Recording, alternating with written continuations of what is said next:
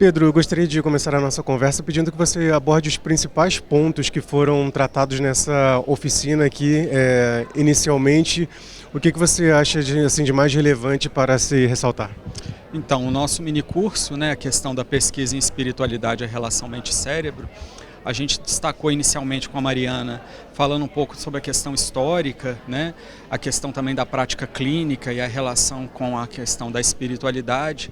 O Alexander trouxe um pouco as pesquisas, né, as inovações nesse campo, e eu foquei um pouco mais na questão dos aspectos históricos, né, pegando também a questão da Society for Psychical Research, né, a Sociedade para Pesquisas Psíquicas, que foi o primeiro grupo de pesquisadores, ou um dos primeiros, que tentou essa associação entre temas da espiritualidade, né, a sobrevivência da consciência, a mediunidade, né, e outros temas, utilizando o método científico, né, o método rigoroso da ciência. E a SPR, né, eu acho que é um exemplo para todos nós que estudamos esse assunto da espiritualidade, pela combinação, né, dessa abertura de visão, né, não se fechar, nenhum tipo de tema de pesquisa que pode ser pesquisado, né, deve ser pesquisado, desde com rigor, né, abrindo mão assim, de uma aceitação ingênua, mas também não seguindo por uma negação sistemática, né. Então acho que é um exemplo para nós, né, até hoje em dia, né. Eu gostaria de voltar nesse ponto sobre o qual você falou. Qual a importância quando nós tratamos de tema que, sob alguns aspectos científicos, sofrem determinada resistência? Qual a importância desse rigor metodológico do respeito do processo ético na pesquisa? Acaba a nossa cobrança em relação a esses temas acaba sendo maior, né?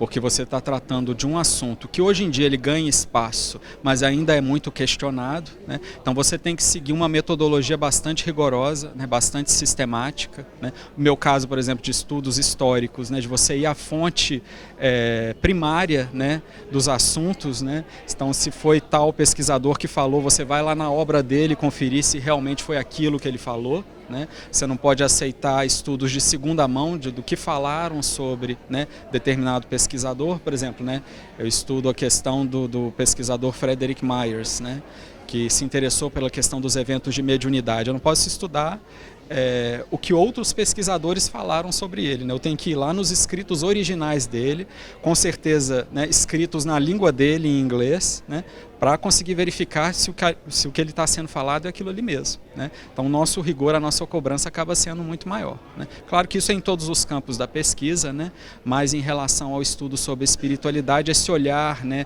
de crítica acaba sendo bastante intenso, então a gente tem que tomar bastante atenção e cuidado, né? Olha, dentro desse aspecto histórico sobre o qual você falava, qual a importância para que nós possamos entender um pouco mais ou apresentar avanços nesse período contemporâneo desse olhar para o que já foi feito, que já foi pesquisado e de conteúdos e resultados excelentes que foram produzidos?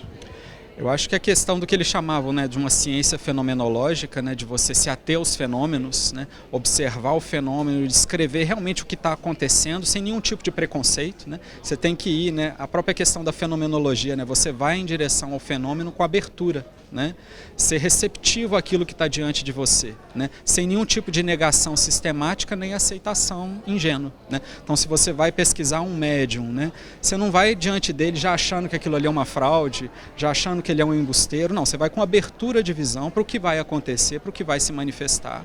A partir do que for acontecendo, das informações que foram surgindo, né, você se ater exatamente ao que aconteceu e depois você verificar se aquelas informações estão corretas ou não, né? Dentro dessa visão de que o Brasil ele tem um processo de religiosidade, mas além de religiosidade e espiritualidade muito destacado diante do mundo, esse é um território muito rico para esses processos de pesquisa. Sim, o Brasil tem diversas religiões, né? Muitas com esse elemento, né, que a gente poderia chamar de anômalo, né, ou mediúnico, né? A gente tem as religiões aí de matriz africana que trabalham com essa questão, o próprio espiritismo, né, que teve médiums impressionantes como o Chico Xavier, né, que hoje em dia é uma referência inegável de qualidade de produção, né, de quantidade de trabalho produzido também. E outras religiões também, né, como fenômenos de cura, né, que acontecem nas mais diversas vertentes, católica, protestante, né, todas as linhas, né. Então o brasileiro realmente ele é muito aberto para essas experiências, né. Então isso acaba sendo um campo muito fértil para os pesquisadores da área.